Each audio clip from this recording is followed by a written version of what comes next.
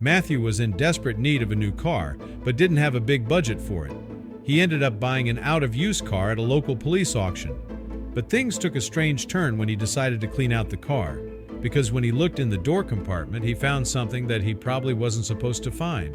But before we start our story, smash the like button, make sure to subscribe and hit the notifications bell so you won't miss any new stories. When Matthew's old car broke down, he was heartbroken. It was the car he got from his father, the vehicle he grew up with, and the car in which he learned to drive. They brought it to the junkyard together, but both agreed that Matthew needed a new one ASAP. Matthew went online and searched for second-hand cars for the entirety of that evening, scrolling through countless listings until he eventually landed on a police auction website. It was a place where confiscated and impounded vehicles were auctioned off after the original owner failed to make payment. Most of the cars there had clearly seen better days, but one caught Matthew's eye. He took a bus to the impound lot and felt excitement as he entered. He was 35 years old, but in a way this was going to be the first car he owned himself. He walked around the sedan and it looked great, but at that time he wasn't aware of the huge secret it held. The impound owner showed him the inside of the car and casually pointed at the gauges. Matthew looked carefully around the inside and under the bonnet, puzzled. He couldn't understand why this car was being sold for such a cheap price. What's wrong with it? The owner said the car was fine, at least as far as he could tell. He explained that he wasn't the official owner of any of the vehicles sitting on his lot. He merely managed the grounds they were parked on, so he could only speak about the car after it arrived. But from what he saw, it seemed fine. The look on the impound owner's face, along with his calm and clear explanation, convinced Matthew he was being truthful. So, Matthew bought the car, completely unaware of its finer past details. Details that would later become incredibly important. While driving home, Matthew turned on the radio and listened to soothing country music.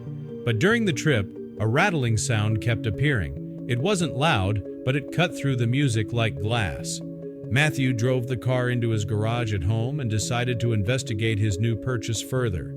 He felt along the interior and inspected the engine thoroughly this time. Finally, he studied the paint job, and that's when he noticed something. Next to the split where the driver's door met the back passenger door, a tiny bit of paint had chipped off. But when he crouched down for a better look, he noticed something strange. There was clearly another older paint job hidden underneath the surface. The paint job intrigued him, so he walked to his workbench and got a paint scraper. Matthew sat the scraper against the side panel and carefully scratched it, revealing a golden letter P beneath it. Matthew took a quick step back as he suddenly realized what this car actually was. "This isn't just a regular sedan. This is a police vehicle," he exclaimed, still in absolute shock. His heart raced as he scratched a little more at the paint, and just as he suspected, the golden star emblem of the police force revealed itself. This car had just become a whole lot more interesting. The fact that he had unknowingly bought a real police car was oddly exciting. After all, not many people could say something like that about their ride. He opened the driver's side door and sat proudly behind the steering wheel of his new purchase, feeling oddly accomplished. Once Matthew was comfortably seated, he closed the door, and instantly, the rattling sound returned.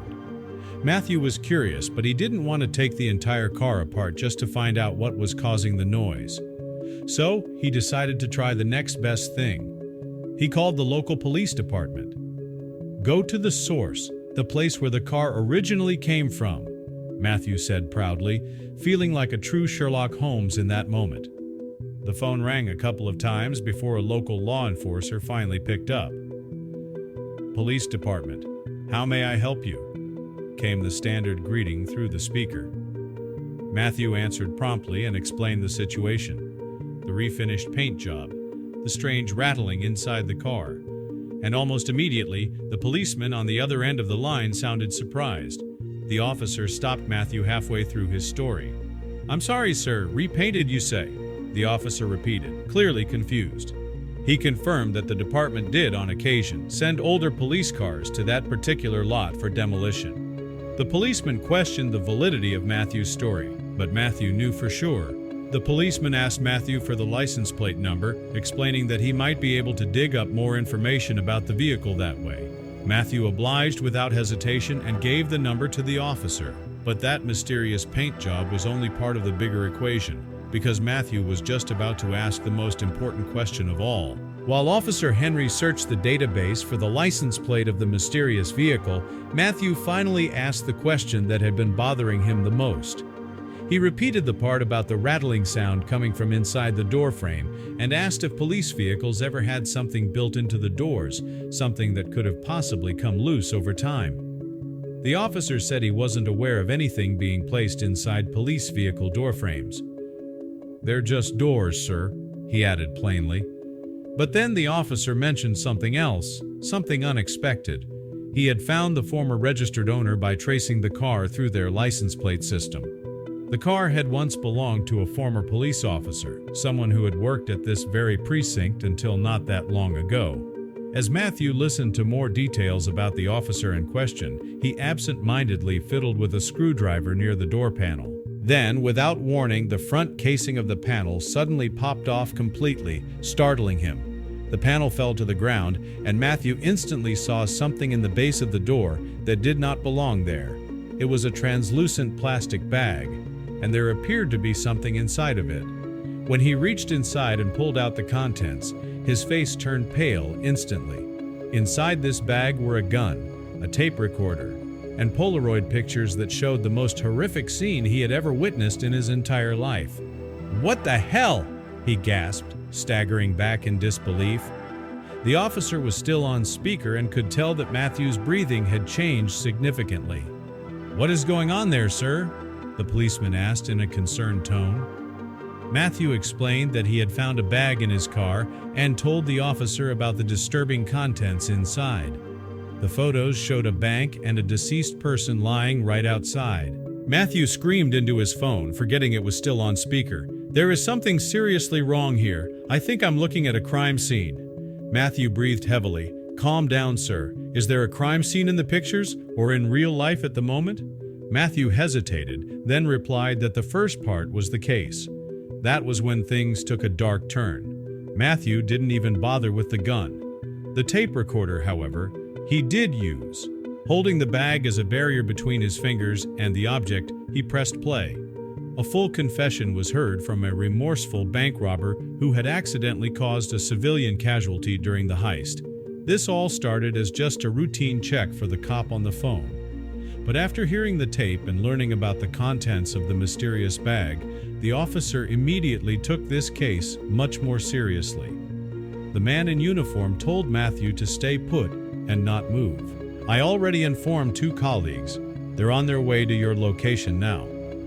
After that, the phone call ended, and Matthew slipped into full-scale panic mode. What had he accidentally gotten himself into here? It wasn't long after his outburst that the 2 responding police officers finally arrived. 2 tall, broad, uniformed men stepped out of the police car and quickly approached Matthew. They acknowledged his presence but immediately asked him to hand over the bag of evidence. Matthew, stunned, asked if they knew anything more, and one officer replied that they had already located the man who originally owned the car that Matthew had recently purchased. "But first things first, we have to go to the place where you bought the vehicle, sir." Matthew asked why that was even necessary. The officer replied simply, "Because the original owner's identity is a delicate matter and must be verified." Matthew was ordered to accompany them to the compound. He didn't feel like a suspect, but he certainly didn't feel safe either. As they arrived, the same impound lot owner greeted them with a casual wave, smiling as if nothing had happened. But the mood quickly shifted. The police explained that the car Matthew bought was actually an undercover police vehicle, possibly linked to criminal activity. They questioned the impound owner, watching his reactions closely. Matthew hoped the man's story would match his, and it did. Then came a major breakthrough. The impound owner revealed something crucial. A cop brought it in, said the car was headed for demolition. He led them into his cluttered office and dug through an old filing cabinet. After a few tense minutes, he produced a thin file and pointed to a signature. "I have all donors sign a legal document," he said.